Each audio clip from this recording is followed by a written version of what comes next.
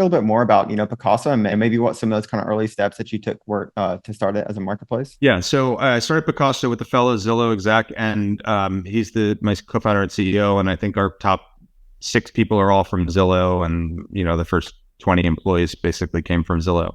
And Pacaso is a Series C stage company. We raised 240 million of equity, a couple hundred employees. We are creating a new product of co-owned second homes. So we take a luxury second home in Malibu or Aspen or Tahoe or Cabo or London, and we fractionalize it and we sell it in units of 8. So you can buy 1/8 or 2/8, 3/8, 4/8. And then Pacaso does the property management for the home and we originate the mortgage. So it's a much better way to own a second home than owning all the second home yourself, because you're right sizing your ownership. You're only buying the portion of the home that you're really going to use. It's almost like carpooling, but for second home ownership. We're in 40 markets in 4 countries. We just crossed about $1 billion of real estate sales in our 3rd year. Lessons learned so far. I mean, like, I guess the 0 to 1 sort of finding product market fit, you're never really done. Like, we found really early product market fit at Pacaso, especially during the COVID quarantine when people wanted a second home. And then people went back to work and they didn't need second homes as much. And then we had to sort of find our way again. And then mortgage rates went way up. And all of a sudden people said, wait, this is a really discretionary purchase. Actually, before mortgage rates went up, interest rates went up and tech went down.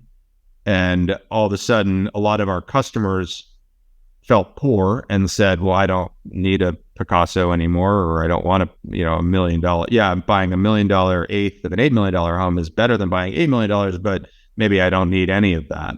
So as interest rates went up and tech went down, we had to go find a different buyer pool outside of tech. And then as mortgage rates went up, we had to change our value prop again and find a way to convince people that they should buy a second home or a portion of a second home at 8 or 9% mortgage rates. So like, we've had 3 or 4 different product market fit iterations.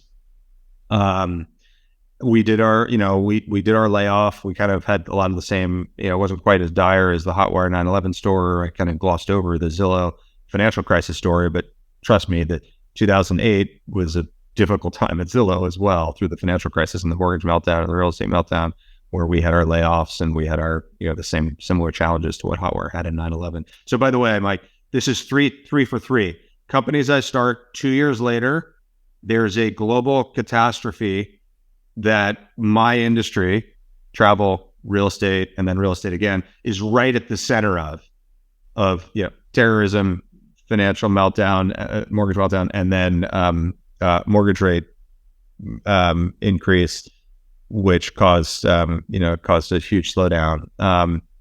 So it's very unlucky in that sense, but in each of the 3 cases, I've sort of managed to navigate through. So anyway, that's Pacaso, and we've had a couple great quarters now. So I think we're back on our front foot. So I guess is it more of an asset kind of heavy marketplace, or are you actually buying the homes? Or? So it's a good question. I mean, when things go well, it's not asset heavy. We take a home that's on the market or not on the market, we put it under contract, and we basically pre-aggregate demand and we sell through it such that at the time of closing we didn't have to buy it.